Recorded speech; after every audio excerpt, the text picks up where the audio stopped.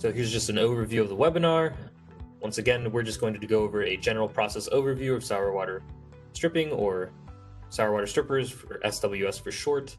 Some of the simulation variations that we're going to be looking at is going to be ideal stage columns in ProMax versus mass and heat transfer columns in ProMax. And we're going to be looking at simulating pump around loops versus partial condensers, simulating reboilers and steam stripping versus simulating thermosyphon reboilers in ProMax, as well as how you would perform two-stage sour water stripping. Now, the general purpose of sour water stripping is to remove your contaminants from your water. So your water, before it gets processed, is generally referred to as sour water because it's going to contain some amount of H2S, NH3, and HCN, as well as phenol. And in this webinar, we're going to mainly be looking at the removal of H2S and NH3. But these sour components are removed typically through some form of heat or stripping gas used in the bottom of the column. In this picture that we have to our right, we're using a generic reboiler to provide heat to drive off our volatile components, which is going to be our H2S and our NH3. And then we're going to also have some form of reflux in a sour water stripper at the top. In this picture, it's from a partial condenser. This is going to provide some form of wash that is going to reduce the overhead content of water that gets boiled up in the column. The basic chemistry behind removing H2S and NH3 relies on pH, or the pH of your water. So the first reaction that we have here is the reaction of H2S dissociating in water. So H2S would dissociate into HS minus as well as a hydrogen ion. And the second reaction is between ammonia and a hydrogen ion to form the ammonium ion. Now, whenever your pH is low, as in below 7, your water solution, or your sour water, is acidic. And therefore, since the solution wants to move towards having a neutral pH, we're going to want to reduce the hydrogen ion content inside the sour water, or in the sour water. What that means for H2S is it's going to be easier to form H2S, because in order to reduce the hydrogen ion concentration, the HS minus ion and the H plus ions would bond together and we'd form our H2S. If we're trying to remove our H2S then from our sour water, that's going to be easier done in a low pH situation. Whenever our pH is low, though, that also means it's going to be harder to remove our ammonia, because whenever the pH is low, we're trying to get rid of our hydrogen ion concentration. Our NH3 is going to end up bonding with our H+, and we're going to be forming our ammonium ion, which is going to want to stay in the water phase. So whenever we're removing our ammonia, the reverse is going to be true. We want our pH to be higher. So if our pH is greater than 7 in our sour water, that means our mixture or solution is now basic, and we would like to move our pH down, which means we would like to create hydrogen ions. In that situation, our H2S would dissociate into HS minus and H plus to increase the hydrogen ion concentration in the water, and our ammonium ions would dissociate into ammonia as well as H plus in the water, therefore making it easier to remove the NH3. So moving on, these are some of the typical concentrations that you'll see. Going into a sour water stripper, you may see H2S content of 300 to 12,000 ppm, and an NH3 content of somewhere around 100 to 8,000 ppm, whereas the HCN and the phenol content will vary. But the important thing that we want to pay attention to here is going to be what our stripped water typical concentration is, because this is going to be based on what we would actually, this is going to be setting our product. So typically things are going to require less than 10 ppm of your H2S in the resulting stripped water and less than 100 ppm of NH3. But of course, these can vary and be more strict or more lenient depending on what is being done with that water. And on this next slide, here we have some typical process parameters. Now, these are just generic recommendations or guidelines for different parameters that we'll have in our sour water stripper simulation. They are by no means absolute, and there will always be exceptions to these. So it's just depending on what application or what you're actually doing with your sour water stripper, what the specifications are going to be. But if you're having to design one from scratch or just want a general idea of what parameters you would normally have set, these parameter ranges would serve as a general guideline.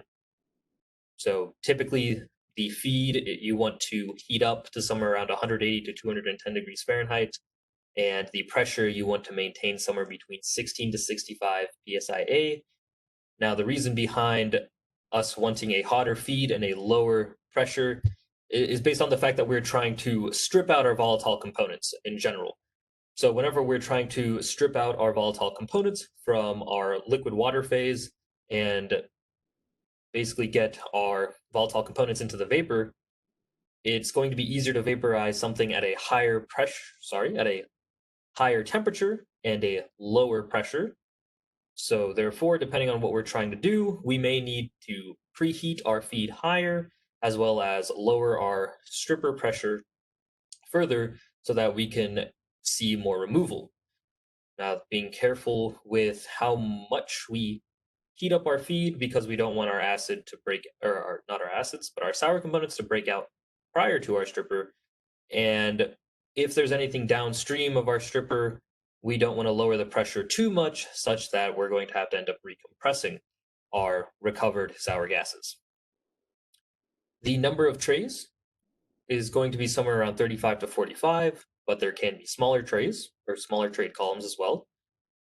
The overhead gas temperature is typically maintained above 185 degrees Fahrenheit, and this is normally our lower bound because we're trying to avoid the formation of ammonium salts from precipitating out.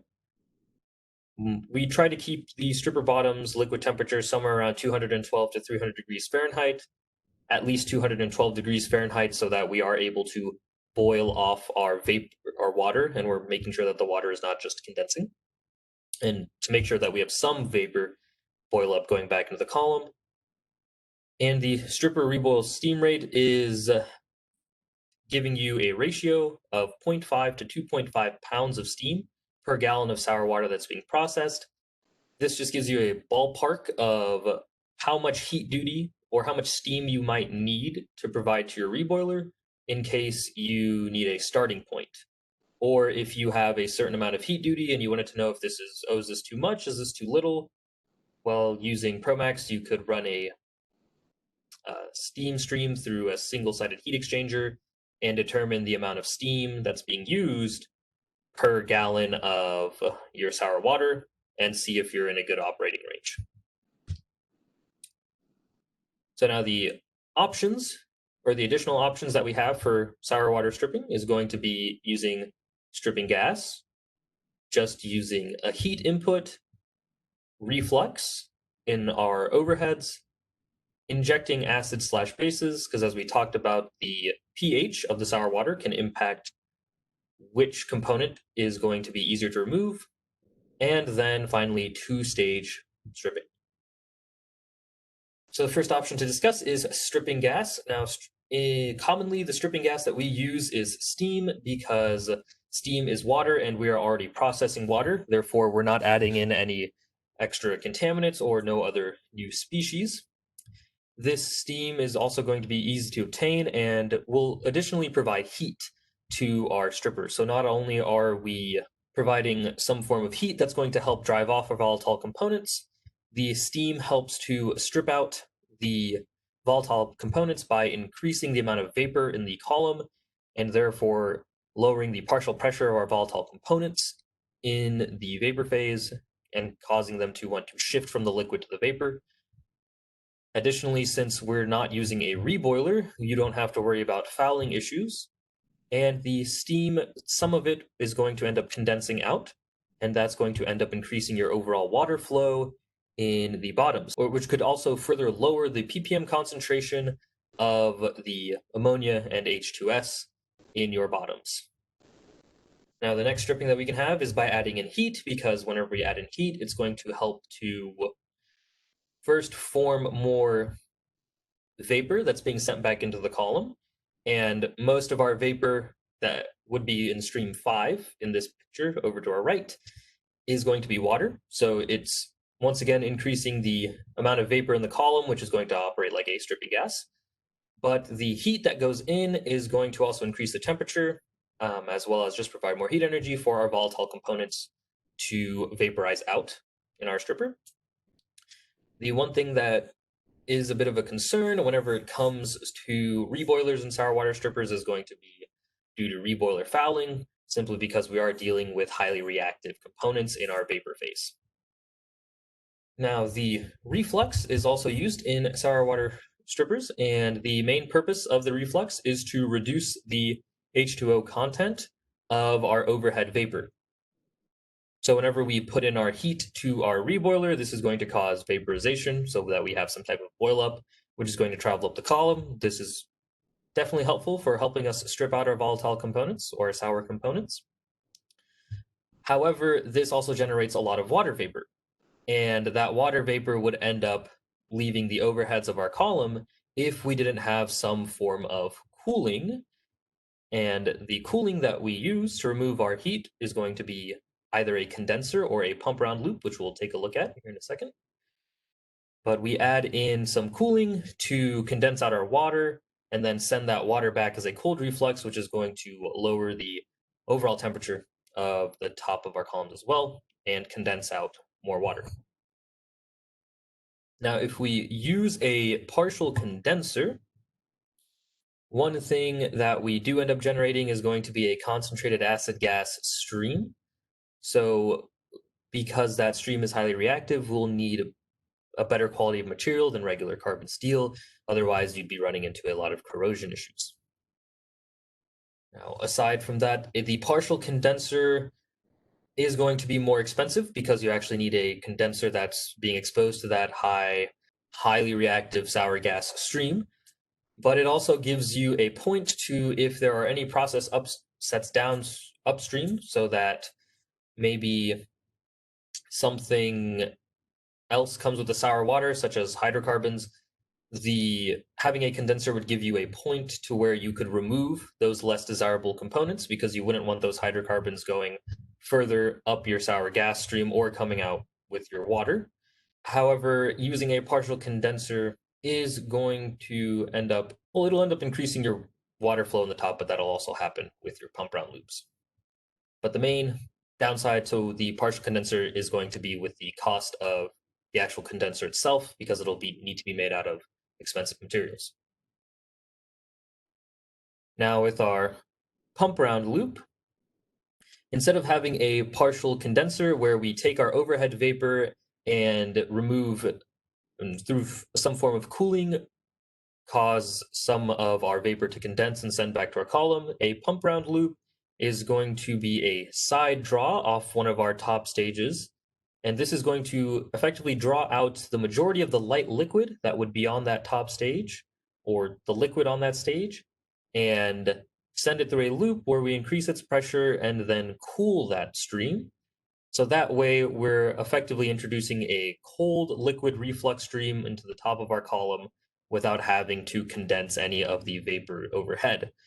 This gets rid of the capital cost of having that condenser. However, it doesn't give you an easy point to remove any undesirable components that find their way into the stripper. And because we're introducing that pump round loop, that's going to cause a buildup of liquid flow in that loop. And what'll end up happening is you're going to need a bigger column to appropriately handle the increased liquid flow into the column from the pump round loop. And then you'll have to take into the consideration the increased capital cost of the larger column versus the capital cost of that condenser. Next variation is taking a look at acid-base injection. So injecting an acid or a base is going to cause the pH of your liquid phase to change, and the resulting change is going to make it easier to either remove your H2S if you inject an acid, which if acid injection happens, it's most likely going to be mixed in with your feed and then sent into the column, because most of your H2S is removed in the upper portions of your column and your ammonia is removed typically closer to the bottoms. And if we wanted to aid the removal of ammonia, we would be adding some kind of basic solution to the bottom of our column in order to make the ammonia easier to remove, since the more basic our solution is, the less ammonium is going to exist, because we want to increase our H plus ion concentration in the water. So that covers acid-base injection. And the last thing is two-stage stripping, which we will take a look at a simulation for. And this is going to represent typically a two-column system where we're going to take advantage of two different pressures in the columns in order to have selective removal of our sour gases. So since the H2S is easier to remove from the water phase because there's less forces keeping the H2S in the water phase compared to our ammonia, the H2S is removed in the first column, which is going to be operating at a higher pressure, and this isolates out our H2S stream, which is going to have some ammonia in it, but it's going to be less than if you were to remove them together. And then we drop the pressure and send our sour water, which is now primarily ammonia, to a lower pressure column. And since it is lower pressure, it's going to be easier. The stripping that happens is going to occur more easily. And we can produce a relatively pure ammonia stream from that, which can then be sold off as a product. So that would be the main benefit to having a two-stage or two-column system, is so that you can isolate both your H2S and your ammonia vapor streams. The last thing I wanted to talk about was just some simulation considerations. So because we are dealing with ions that form in our liquid phase, we're going to make sure that we use an electrolytic thermodynamic property package just to account for the differences in thermodynamics that occur due to ions. For our column types, I discussed or mentioned earlier that we have the choice between ideal stage columns and mass heat transfer columns. One of the column settings that you would need to adjust would also be the column's equilibrium type, which would need to be changed to a T-suite property package in ProMax if CO2 is present. We don't have any CO2 in the examples that we'll be going through, so we don't have to worry about that. And then for an ideal stage column, the one requirement that we're going to need is to know the amount of ideal stages that our sour water stripper has. And that's going to be based on how efficient the real trays in the sour water stripper are. And so what we've found is that trays in a sour water stripper are typically 30 to 50% efficient. So if we mean 30% efficient, that means it takes 3 real trays to equal 1 stage of theoretical separation. And 50% would mean 2 real trays are needed to achieve 1 stage of theoretical separation. Now, if we choose to simulate our sour water stripper using the mass and heat transfer model, we're going to need some additional inputs, because now we're no longer using ideal stage correlations. We're going to be using mass and heat transfer correlations. We need to know the interior dimensions of our stripper so that we can calculate the residence time, because the amount of, or the time spent on each stage, so that we can appropriately determine what the mass transfer is on every stage. That means that we'll need parameters such as the column diameter or the fraction flooding. And the difference between providing a column diameter or fraction flooding is going to be primarily based on whether or not you are modeling an existing sour water stripper or you are designing a sour water stripper. If you're in a design case, you can set the fraction flooding and ProMax is going to calculate out your column diameter. And if you already have an existing sour water stripper, you'd want to use your column diameter and have ProMax tell you what the fraction flooding is, so you can see whether or not things are oversized or undersized.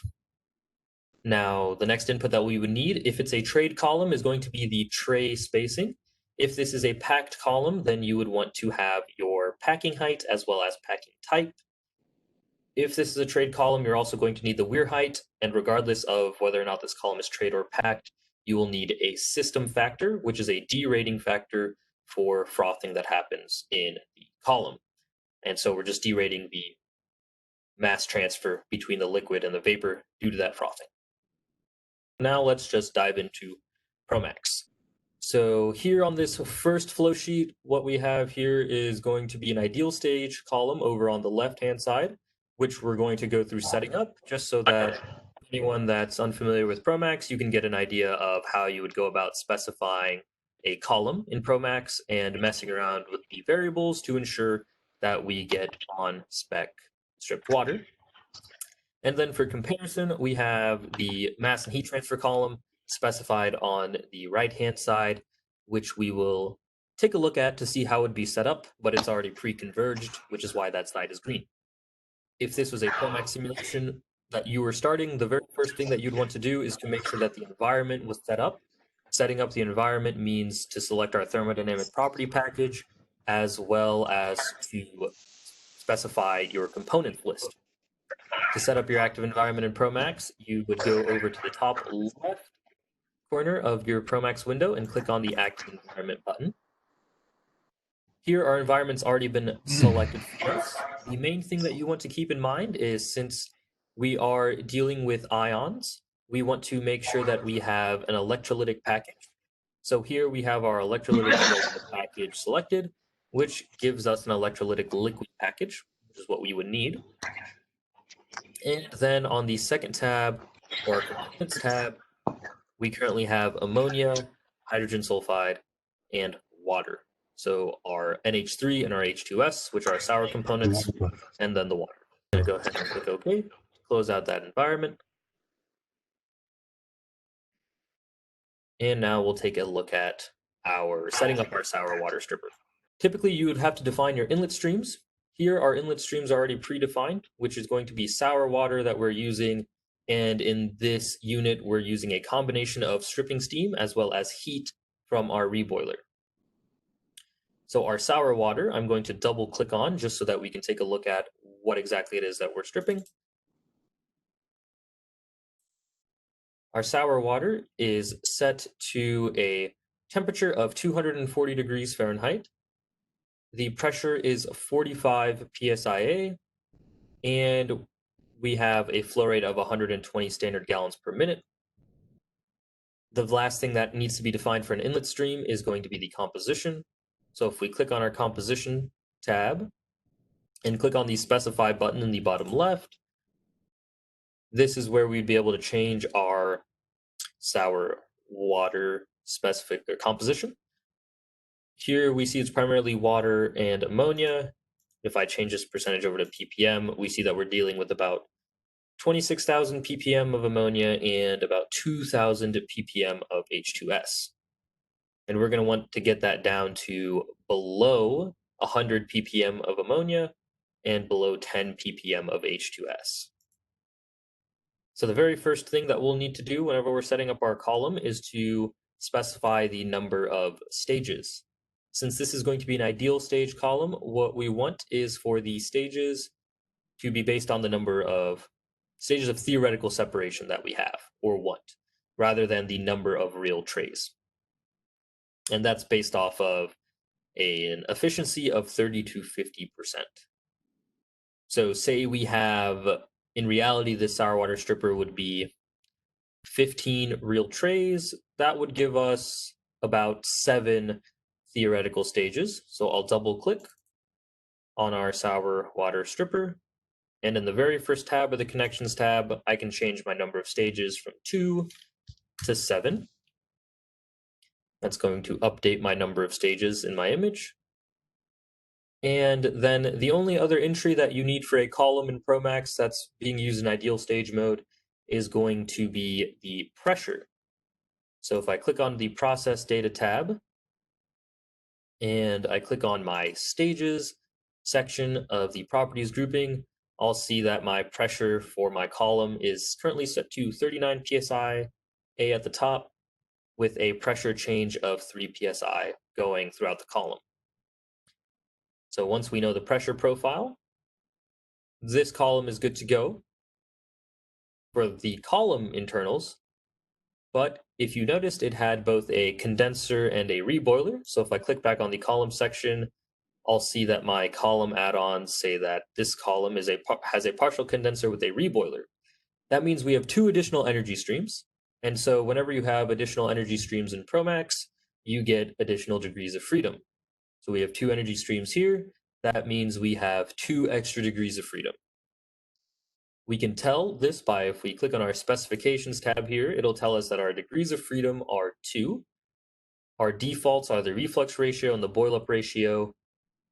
But in this case, we're more concerned about measuring our reboiler duty going into the column and making sure that our overhead's temperature is below or is greater than 185 degrees Fahrenheit, and that the overhead water weight percent is less than 25%. So I'm going to go ahead and add those 3 specifications so we can measure those parameters, and we'll see what our stripped water concentration is and whether or not we need to adjust the amount of heat or steam that we're using or how cold our overheads are. So to add new specifications to a column in ProMax, you click on the Add button in the bottom left-hand corner. The first specification that I'm going to add is going to be the temperature of the overheads. So I'm going to click on my drop-down menu for type of specification and select a phase property. I'm going to rename my specification to the condenser temperature, because in this case we have a condenser. Click OK. The stage for this property is going to be the condenser. The phase in this case will be our total, and the property that we are looking for is the temperature. And the target temperature that we would like to be above is going to be 185 degrees Fahrenheit, so I'll enter that there. And now I'm going to add the specification that will measure our weight percent of water in the overhead stream. So I'm going to click Add. For my type of specification, I'm going to this time select a component flow/composition, and this is going to be named water weight percent in overhead. I'll click OK. The stream that I want to measure the water weight percent in is going to be our distillate vapor, meaning the vapor stream coming off the top of our condenser. And I'm trying to measure the mass fraction. And I'm measuring the mass fraction of my water, so I'll double click on my water in my available components list to move it over to my components to sum. And I'm going to set the target to be 25%. And with that, I'm going to select this water weight percent, my overheads, as a specification, and then click OK. So we'll see my degrees of freedom has been reduced from 2 to 1. And at the moment, what ProMax would do is it would make sure, it would set our condenser heat duty such that the water weight percent in our overhead stream, it would be less than or would be equal to 25%. And it will report what the condenser temperature is, because that's a calculation. And we'll run it with this setting once, just to make sure that we are above our 185 degrees Fahrenheit. And if we're not, then we would have to change what our specifications are to make sure that we're meeting both of these requirements. Now I'm going to also add a specification for my reboiler heat duty. So for this type of specification, it's going to be a duty, and I'm going to set it to be my reboiler heat duty. Click OK. The energy stream for my reboiler is Q2.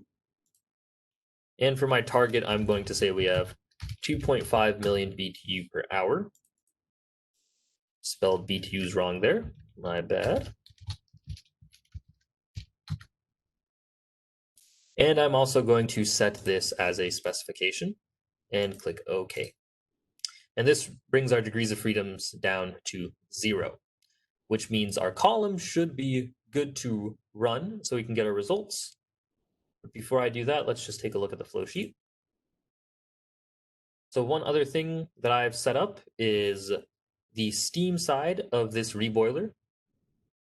So I'm going to measure how much steam it takes to provide that 2.5 million BTU per hour to make sure that the amount of steam that we're using per our gallon of sour water is within our regular operating parameters.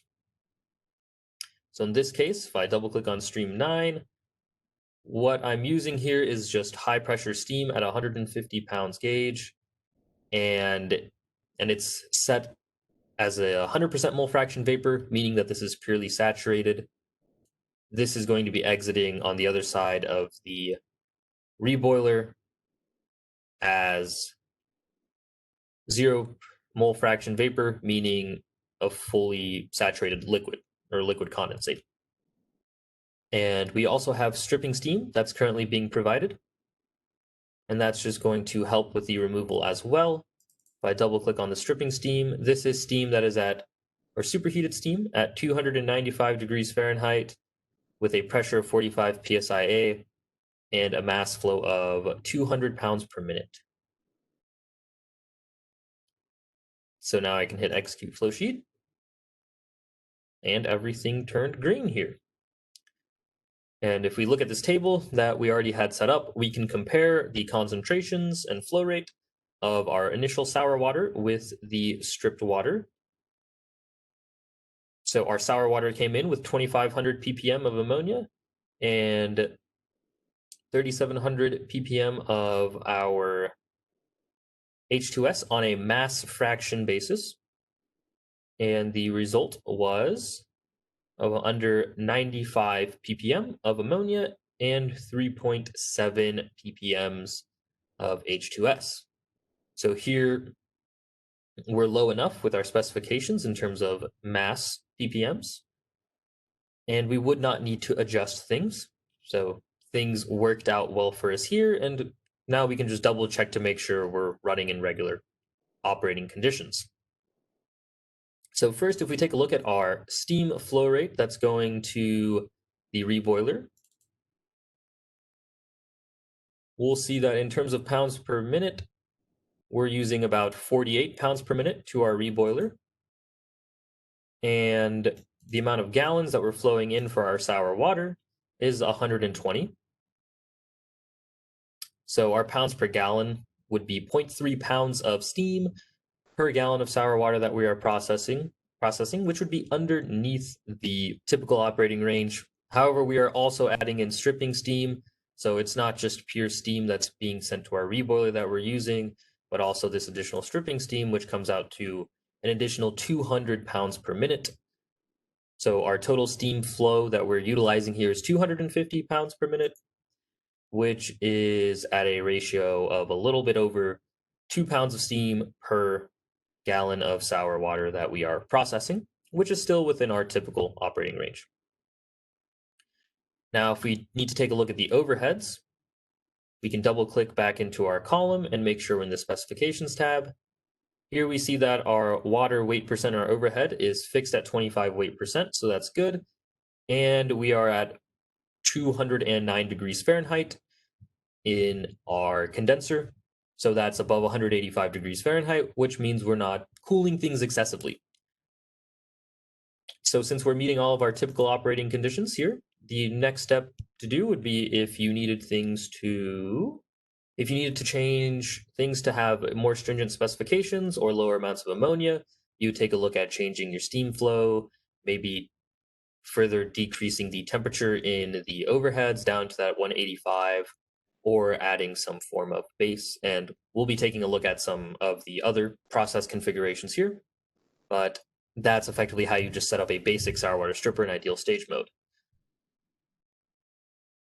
You don't always need to add stripping steam. The stripping steam does help a lot with the H2S removal, but you are more than capable of just using a reboiler to add heat, and the heat doesn't necessarily have to come from steam. It can come from a hot oil if you'd prefer.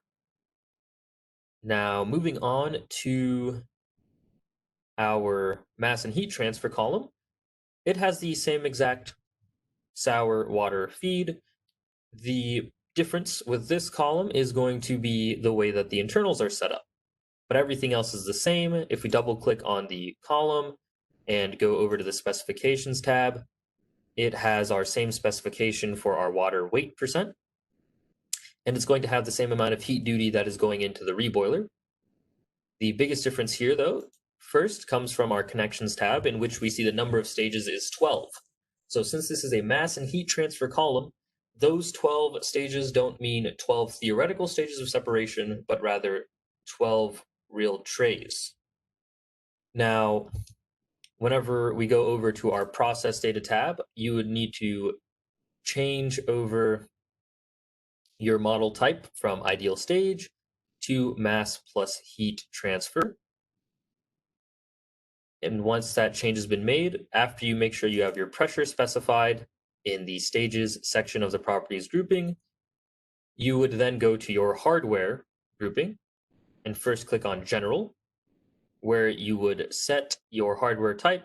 So by default, it is a trade column. And then you would need to input in your diameter or your fraction flooding. In this case, we had the diameter put in and it calculated the fraction flooding. So here we have 82 to 85%, which is higher than normal. So this column, but it's not beyond capacity. So therefore, while we are operating in a higher range, if this was a design, then it may be preferable to increase the diameter a little bit. We also entered in our system factor here, which is the derating factor to account for any frothing that happens in the column. And then since these are a trade column, we would go to the tray grouping next. And we need to input in our tray spacing as well as weir height. If this was a packed column instead, we would go to either the random or structured section, and we would enter in the type of packing that we had, as well as the total packing height. Whenever you are modeling mass and heat transfer packed columns, you want to set the number of stages to be based on making sure that the stage packing height is somewhere between 1 feet to 2 feet. So if we had, in this case, if we had 24 feet of packing, we would make sure to have 12 stages in our simulation for our column so that each section of packing was 2 feet. And now we can just take a look at the results.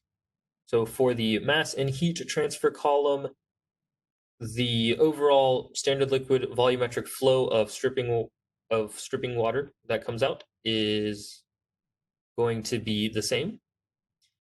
And the ammonia and H2S mole mass fractions are similar, but in the mass and heat transfer case, we predicted that we have a lower amount of H2S and ammonia given less real trays as well, because the basis for our ideal stage was that we had 15 real trays and we used our efficiency of somewhere between 30 to 50% to say we have 7 ideal stages.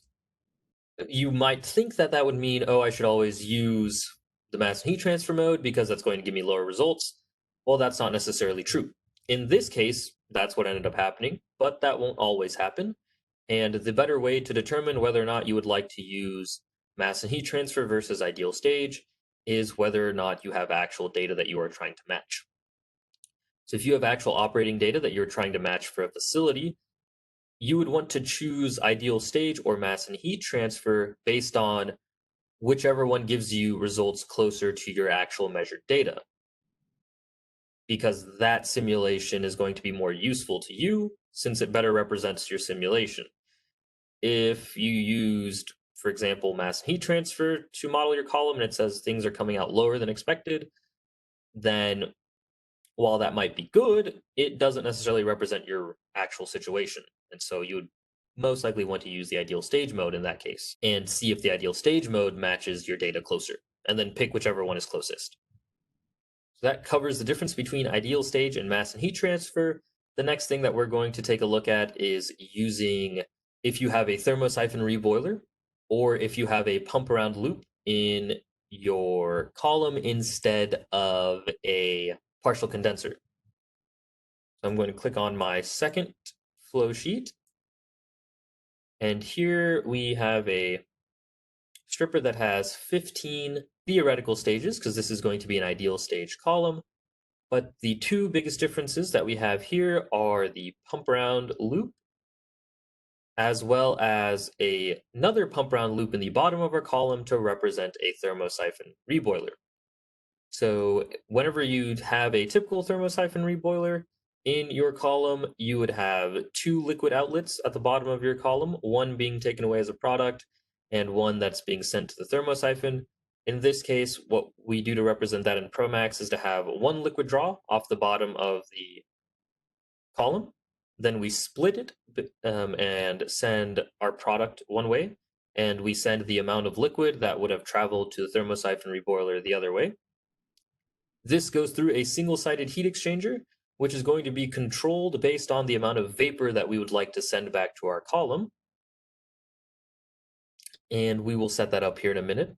But that covers basically how a thermosyphon reboiler is represented in ProMax.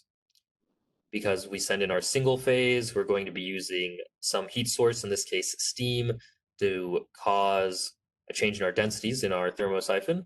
And for our resulting stream to be two-phase and contain some amount of vapor and liquid. Now in our overheads, here we have our pump around loop instead of using a partial condenser. So we have a liquid draw off of stage 2, and this stream 5 is going to draw off the majority of the liquid on stage 2. It's going to be pumped up, have its pressure dropped, and then cooled before being sent back into the column to provide a cold reflux source in order to lower our overhead water content as well as lower our temperature. So to set this up, we're going to need to set a few different parameters. First, I'm going to take care of things outside of the column before I go into the column. So as I said, we need to determine how much of our split is being sent to our thermosyphon.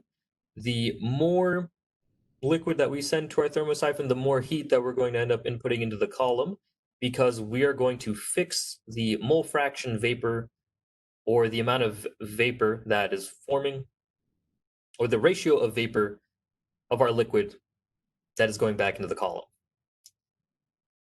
So here in splitter 100, I'm going to double click, and at first I'm going to just send back a third of the liquid to our thermosyphon. So that means a 37% split. Then, across our thermosyphon reboiler, I'm going to set the resulting amount of vapor in stream 11. So I'm going to double click on stream 11, and I'm going to set it to have a mole fraction vapor of 40%. So what this means is that regardless of the amount of flow that's being sent to stream 10, stream 11 is always going to be 40% vapor. So if we increase our split fraction to stream 10, that means we're going to end up using more steam and providing more heat to form that 40% vapor in stream 11.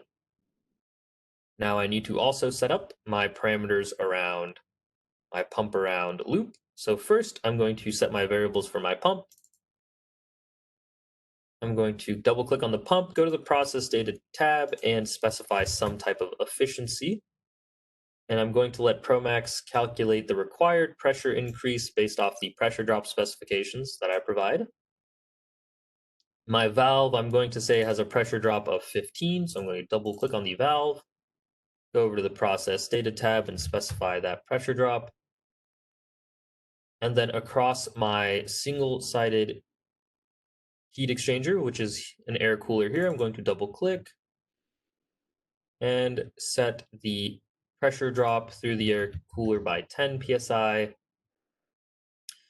I'm going to set my outlet temperature to 185 degrees Fahrenheit, just to stay above that threshold to avoid any formation or precipitation of ammonium salts. So I'll double click on stream 8, and I'll set this to 185 degrees Fahrenheit. Now, I still have 1 degree of freedom left in this pump around loop, and that's because I never set the outlet pressure of my pump. I know that I want the pressure to be high enough so that it enters back into my stripper higher than the pressure of stage 1 so that there's no backflow. And so in that case, I'm going to take the pressure of this stream and setting it to a pressure of 35 psi should be enough. Then I can close out, and that specifies everything outside of the column. So from this point on, now we need to take care of our degrees of freedom that remain. So I'll double click on my stripper. The number of stages has already been set, so I'll go over to the process data tab. This is going to be an ideal stage column, so I don't need to change the model type. For the stages, my pressure change is already set, so I don't need to make any inputs here. And I can go to my specifications. Now, my specifications say that I only have 1 degree of freedom, and this is because if I take a look at the process data tab and the column section, my column doesn't have any add-ons. Now we have a reboiler, but it is not a traditional reboiler, and so it is only represented by a single-sided heat exchanger with a set temperature specification outside of it, and therefore ProMax does not recognize it as a reboiler controlled by the column. And since we don't have a condenser, we have our pump round loop, we don't have that additional degree of freedom. The 1 degree of freedom that we do get is the flow rate that is coming out of stream 5, because we have some draw here, but we don't know how much. So that gives us 1 degree of freedom to play with.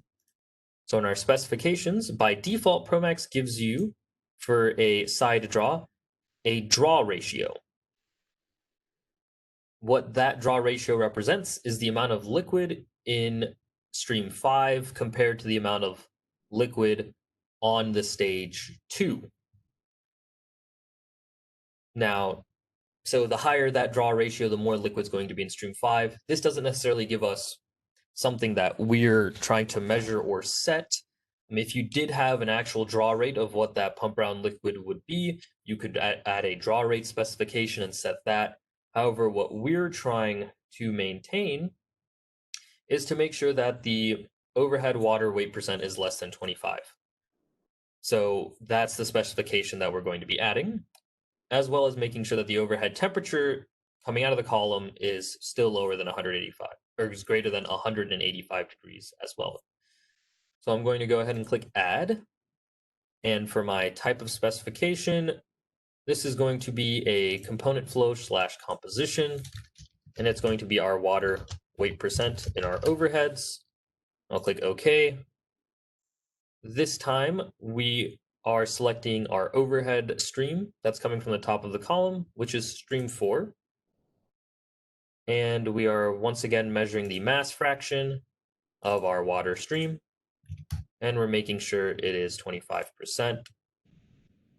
And I'll set that to a specification before I click OK. And I'm also going to measure the temperature of that same stream. So I'll go to my phase property specification and name my specification overhead temperature. This time I'm going to select the top stage, and the phase is going to be the vapor on that top stage, and the property that I'm measuring is going to be the temperature. And I'm going to make sure that it's greater than 185 degrees Fahrenheit, and click OK. And that takes care of our degrees of freedom. However, whenever you have side draw streams in ProMax, so in this case we have our side draw coming off of stage 2, and we also have the other side draw or pump round loop, which is going through our reboiler, we need to add in a pump around duty estimate, which represents roughly the amount of energy that is going to be removed or put in to the stream whenever it is outside of the column. So first I'm going to add this pump round estimate for the pump round loop in the top of our column. So I'll click Add, and the type of specification is going to be a pump round estimate. So this will be my PA loop duty estimate, and then I'll click OK. The exiting stream in this case is stream 5, and the specification type is a pump round duty. Now, the estimate that you provide does not have to be numerically correct, but it should have the right symbol. That means if negative for heat, that's going to be a net overall loss of heat from that stream, or positive if that stream is going to overall gain energy as it is outside of the column. So here in our pump around loop, we gain energy from the pump, but we also lose a lot of energy from the cooler. And in this case, the cooling is going to have a higher effect. So I'm just going to say that the pump around duty estimate is negative 10 million BTU per hour. Nope. Whoops. Add a space between my negative and 10. And then I'll select estimate and click OK. And now I also need to add the same duty estimate for my pump around loop in the bottom of the column, which is my reboiler. So I'll click add, select pump around estimate, and have this as my pump around reboiler duty estimate. I'll click OK. The exiting stream in this case is going to be the stream coming out of the bottoms, or stream 9. The specification type is going to be a pump around duty, and this time energy is going to be going into the column, so I'm going to make sure that the sign is positive and just say that it is a positive 10 million BTU per hour, and set that specification as an estimate as well before clicking OK. Now at this point, I have everything set up. I have my degrees of freedom specified, and I have duty estimates for both my pump around loops. So I can close out and click execute flowsheet. And everything is green again, which is good. And looking at our results, we see that we have a standard liquid volumetric flow of 134 coming out of the bottom as our stripped water, and our ammonia has been reduced to 15 ppm, our H2S at 0.05.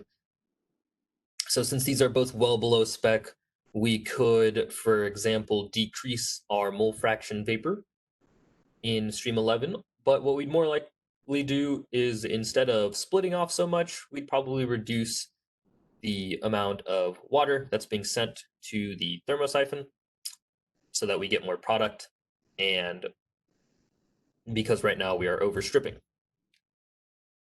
Before we do that, let's just make sure that our overhead temperature is okay, which we can do by going back into the column, but we can also observe that by simply double-clicking on stream 4 and seeing that the temperature is 201 degrees Fahrenheit, and so everything is good there. And if we take a look at the composition and mass fraction, the water is at 25%.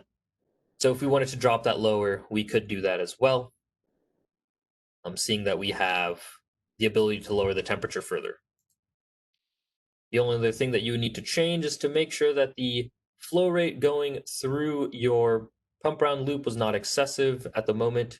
This is set to or has been determined to be a flow rate of about 370,000 pounds per hour of water, or 800 standard gallons per minute of water circulating through that pump around loop. And so that about covers the specifications with a thermosyphon, or if you have a pump around. The one thing that you want to keep in mind is that your degree of freedom has to do with the flow rate of your side draw stream, not the duty stream on a condenser, and that you need a pump around duty estimate for the pump around loops that you have. So in this case, we needed 1 for the pump around loop in the top, and we also needed 1 to represent the thermosyphon reboiler's pump around loop. Now the next thing that we're going to take a look at is going to be base injection. So if we click on the next flow sheet, here we have the same sour water stripper that we had in the ideal stage versus mass and heat transfer flow sheet. And we see the same results. We see that we have our ammonia at 95.47 ppm, and our H2S was at about 4 ppm in our stripped water stream. So the H2S is fairly low compared to the required 10 ppm, but our ammonia is pretty close to that 100 ppm threshold. And so if we wanted to increase the removal of our ammonia, we could make the column more basic.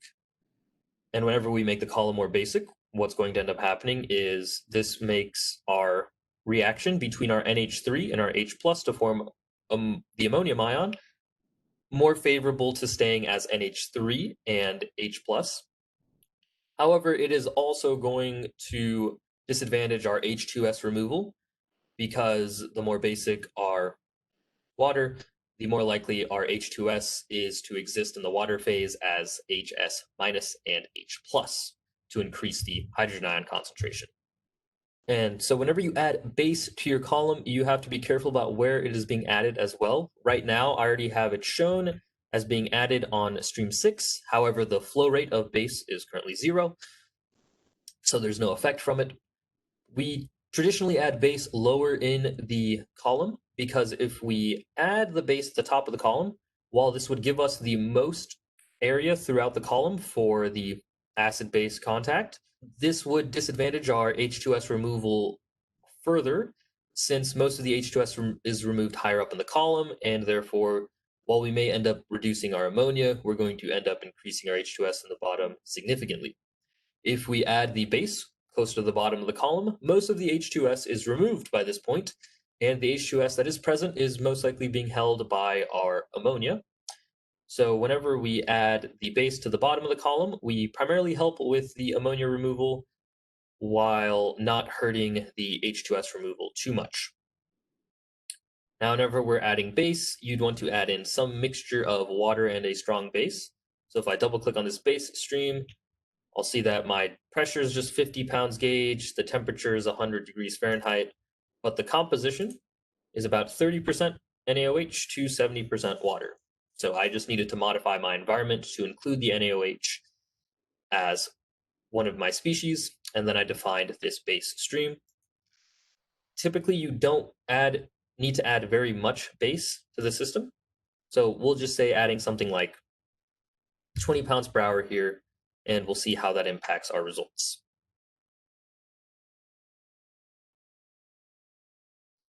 So even with just adding 20 pounds per hour, we do see that our ammonia concentration was dropped by about 7 ppm. However, our H2S concentration was increased because of the fact that we now have this strong base in the bottom of our stripper, which is going to end up pulling in H2S to our liquid phase and keeping it in the water.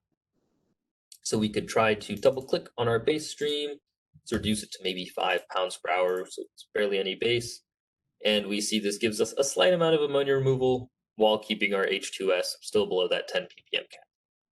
And this was done fixing all of our other parameters. So if our other parameters were actually changing to make sure that we had a set amount of vapor returning, we may see different results, such as more heat being added, and as a result, causing more of our H2S to be removed to counteract the fact that we're adding base in order to remove our ammonia, which is going to end up holding on to our H2S. Because it is also possible to set specifications, such as measuring the amount of ammonia or the amount of H2S coming out of the bottom of your stripped water, as opposed to setting a heat duty. Or using advanced tools like calculators to set stripping steam flow rates, and so on and so forth, to make sure that your bottom's concentration is where you want it to be. The very last thing that we're going to go ahead and take a look at is going to be the two-stage system. So here we have a bit more going on. The premise of this is that we feed in our sour water stream here at the bottom, and that's going to go through 2 preheat exchangers before it gets to the first column, because now that we have 2 columns, we have 2 reboilers, so we have 2 points of high temperature. And so we can heat up our sour water feed before feeding it into our H2S stripper. And in our H2S stripper, we see that it has about 15 theoretical trays. And if we double click on it, we can go to the process data tab, go to our stages, and see that this is at 100 pounds of pressure. So this stripper is running at a higher pressure, or should be running at a higher pressure compared to our NH3 stripper. And we see in the overheads that we are removing a relatively higher purity H2S stream. So this is about 93 weight percent or mole percent H2S with a mole percent of water at 6.5%, and we reduce the amount of mass fraction of ammonia to less than 100 ppm NH3. Since this is going to a sulfur plant, it's important to keep that NH3 content low, which is why a two-stage system was most likely utilized here. Another thing that was used in this simulation was using a specifier to set the amount of steam that's going into the reboiler. This steam is simply being used as a heat source for the reboiler. We don't have stripping steam present in this part of the simulation. So if I double click on this feed stream, I'll see that my mass flow is set in blue. And if I double click on that blue box, it's going to take me to a specifier, which in ProMax is just a calculator that allows you to set a relationship between two variables. So what this specifier does is it takes the flow rate of our sour feed that's being fed into the H2S stripper, and it multiplies it by 1.22. So this is at pretty close to the middle of that recommended pounds of steam per gallon of sour water that's being fed into the contactor, that ratio being 0.5 to 2.5. So this is the amount of steam that's being used to provide heat to remove our H2S, and it removes our H2S sufficiently while recovering the majority of our NH3. If we double click on our H2S stripper, we can actually see this by taking a look at our recoveries section in the results grouping at the bottom of our process data tab. We see that on a percentage basis, we are recovering 94% of our H2S, whereas for our ammonia, we've maintained to effectively keep all of it in the bottoms. And now, from the bottoms of our H2S stripper, we have our feed being heated up further before it goes to our NH3 stripper, which has more theoretical stages because of the fact that the NH3 is going to be harder to remove, and we're also going to be operating at a lower pressure here.